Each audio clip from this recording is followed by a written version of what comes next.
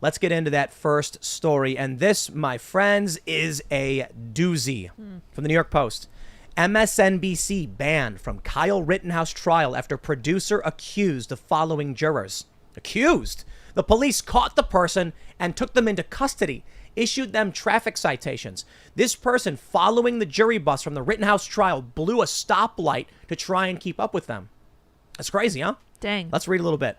They say, the man who identified himself as James Morrison was pulled over Wednesday after he allegedly blew a red light while pursuing a bus that transport jurors. He stated he had been instructed by a superior in New York to follow the jury bus. Now, we have the name. I'm not going to say the name of this producer because we have no evidence the producer was actually doing anything. And a lot of people are accusing this producer of malintent. I can tell you this. The police said this guy was doing this thing. He may have just tried throwing a producer under the bus by being like, oh, it's my boss. My boss made me do it. I don't have evidence of that, but I can say the producer in question purged their social media across the board. I watched it happen in real time. That could just be because people are piling on because the judge said their names. I don't think the judge should have, to be completely honest. I think the judge should have called out this guy. But I'll tell you this. NBC knew that this was jury tampering. The judge had already warned about filming the jury. The police said they believed the man was trying to photograph jurors. And now it gets worse. The judge says the bus is blacked out, so they can't see in or out the jurors. You know how bad that is? That's not a good thing. And he said it was because we don't want the jurors to see anything from either side. How thick do you think the wall of a bus is? A millimeter of steel?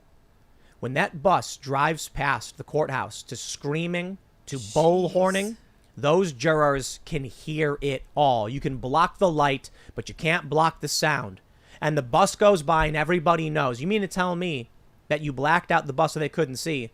People got bullhorns. These people are being brought into the courtroom under this guard because of these protests. 2 people got arrested for fighting. A dude got arrested for having a knife. These jurors know it. Jury tampering, in my opinion, it's here. Now, the craziest bit of this, MSNBC, corporate actors. This is, I mean, what would you describe this as? It's not activism, it's work. It's crazier than that. Mike Cernovich wrote about this today, and he said MSNBC cross state lines to jury tamper. And I think there's a case to be made here, especially with how biased MSNBC has been about this entire case. I mean, Joy Reid was just on her nationally syndicated television show talking about how Kyle crying is just white man tears, which she doesn't care about. She called Kyle a Karen. She compared him to Kavanaugh. And these are people with obviously a bent. They want a particular outcome in this story. So to think that they're innocent here, I think is a misnomer. We're still waiting to find out all the details. We don't know exactly what was going on here. But no, we do. I mean, as far as like the bigger details, the exact intentions, whether this is going to be criminally charged or not, we don't know that. But I posted a meme about this today on my Twitter account, and it shows Michael Myers in Halloween with the tagline "MSNBC creeping on jurors." So we got to laugh at this thing because it's ridiculous. And I think, from my own personal view, this was more malicious than it was investigative journalism. Investigating a jury who's being protected from public exposure. Well, that's the other side of the story they're saying. I think it was last week. We did a segment on this show where I played an MSNBC video where they said Gage Grosskreutz testified he had his hands up when he was shot. And then they play a video from the trial of something totally different, of him talking about how he was scared for his life and wanted to be an EMT. And I'm like, that's not the testimony. And then we played the video where the defense said it wasn't until you advanced on Kyle and pointed your gun at him that he shot you. And he says, yes. So what was MSNBC talking about? Then we get people saying, I haven't watched MSNBC to this capacity, but they're like, they show the prosecutor's closing argument and they don't show the defense. Now, MSNBC was attempting to expose the identities of the jurors. The police said, let me show you this. Kenosha Police Department said, police suspect this person was trying to photograph jurors. Is this, I'll tell you this, I think it is, but is this a major corporate player, ideologues, cultists, trying to affect the outcome of a trial? And if so, for what reason?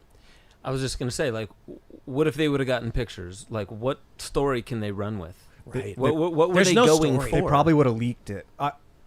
But That's- to yep. what end? Like, what would MSNBC's angle be like? Hey, check this out. What's the tagline?